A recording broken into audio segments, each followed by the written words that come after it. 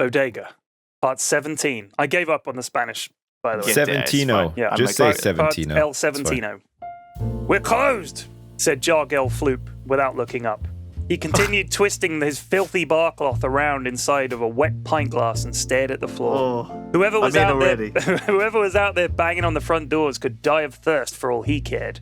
It was late, he was tired, and he needed to spend all night worrying about the mountain of debt he faced. Bang, bang, bang! We are closed, he shouted. Something about the persistence made him nervous. It wasn't the feds. They rarely knocked. If it was smugglers or bandits, they would have blasted the doors open by now. Who the flav could be so desperate to drink at a dump like the Shit Rivet Tavern at 4:15 flub in the evening? Bang, bang, bang!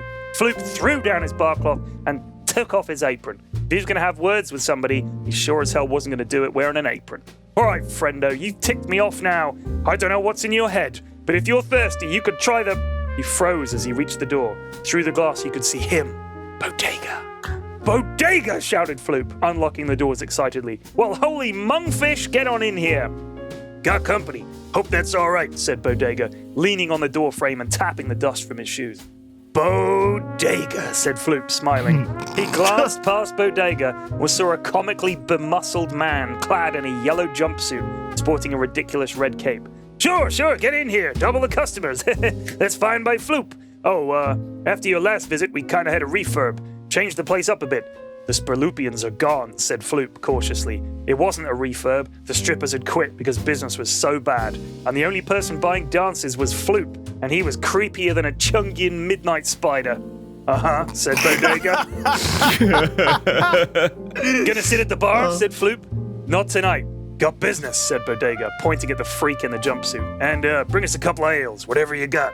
They sat down at a table deep in a recess at the back of the room. Clearly their conversation wasn't for Floop's ears.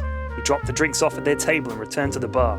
Reaching beneath the counter, he tapped the small bugging control panel concealed there and inserted a tiny earbud into his left ear. Floop smiled sadly and whispered to himself, Sorry, Pod. Business is bad, and information about you carries a hefty price tag. He listened in. There's a Flav RV. Just an old place I know, off the beaten track. Tan, this pains me deeply, but we gotta talk. Yeah, I know, I flaved up. Believe me, losing Majesta. About that. Majesta's one of the most powerful psychic entities I know, and I know a few. She sure as hell ain't get kidnapped by a bunch of space pirates like you said. It wasn't just space pirates. It was Creme Slum Dump. There was a long pause. Floop was worried he'd lost the signal for a moment, but they carried on talking. Creme Slum Dump? Well, dang, Tan. I mean, flarv me, this is bad. Yeah, I know.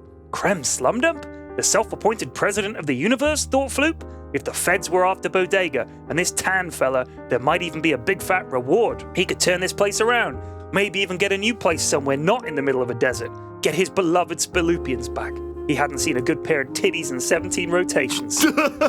Tan, I know you and me got bad blood going back a long ways, but Majesta means more to me than she's my wife, Bodega. Don't forget that. She isn't going to fall in love with you again. She isn't going to leave me for a pipsqueak like you, and she is going to have my love child. There was another long silence. How can a woman with infinite powers look into your revolting soul and see anything worth parting her legs for? She said I have a good soul. Floop could hear Bodega's laughter even without the bugging device. Does she know all about the shit you pulled back on? Wait a minute.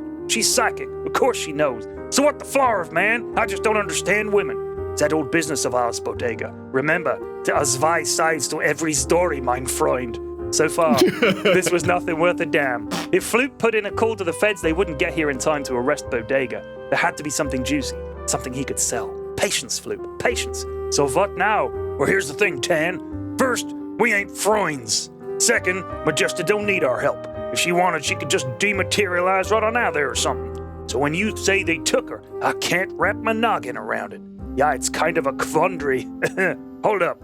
You're not telling me everything, are you? There was another awkward silence. Floop was getting restless and nearly dropped a pint glass. Nein, she kind of left this creme without even putting up a fight or anything. Did Majesta dump you for creme? Did you attack my ship, cut a hole in it the size of your ego, drag me down here and make me buy you a drink because our mutual boo left you for an even bigger asshole? My ratings, Bodega. I haven't even done a vlog today. People are screaming at me on Space Twitter. They love Majesta almost as much as I do. Without her, I look like a loser. I don't give a darn flying flarv about your scrub-eating audience, Tan. Bill, you should. That last episode where I busted up your stupid ship got great numbers. I'm so angry right now I think I might black out again. I need to win her back. She still has my child. She's still my wife. I want you to team up with me. We can let bygones be bygones. Put those old troubles behind us. All we need is to put our heads together and figure out a way to get Majesta back. Floop saw Bodega leave the booth he and Tan had been seated at, before turning back to berate the yellow jumpsuited goon. Floop quickly removed his earbud and hid it under the bar. It was bad enough being second in line behind a low-down, dirty, backstabbing murderer like you, Tan. But if you think I'm gonna settle for third in line, you got another thing coming. Me and Majesta are through for good. And as for you and me, next time I see you, Tan, it'll be through the sights on my rifle. Bodega turned and strode towards the exit. Tan leapt out of the booth, chasing after him, grabbed Bodega's shoulder, and the long, lean desperado turned, lasgun in hand, and held the barrel beneath Tan's chin.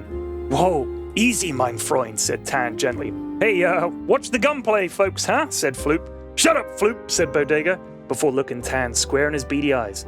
I loved her, Tan. If she ever needs my help, she'll get it. But you're a no-good, murdering, backstabbing, thieving varmint who ain't worth a flarv-coated turd. Ain't nothing you could say could change my mind. So save your breath, spat Bodega. 1 billion skrells, said Tan. Bodega said nothing for a very long time. He squinted at Tan. He blinked twice. Half up front, he said finally. Deal, said Tan. Okay, let's go. And with that, they left. Floop sighed. They hadn't even paid for the drinks. The end. Yay. That's great. Man. That's a good one.